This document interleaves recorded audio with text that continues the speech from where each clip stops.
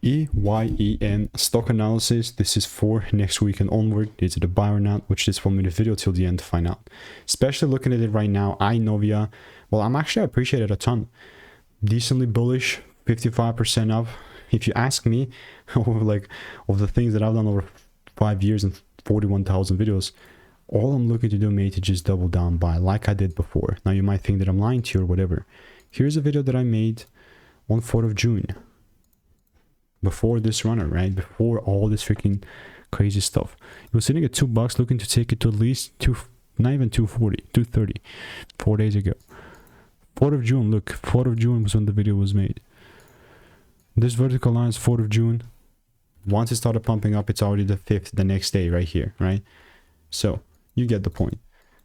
Even this delivered, which is very sweet. And if I'm looking to double down buy more, all that I'm gonna need to do is just double break buy here if there is a confirmation and everything. So EYEN, have receipts here. If you want to learn how to make it 5-10K per month trading, click the first link in the description and get my free email.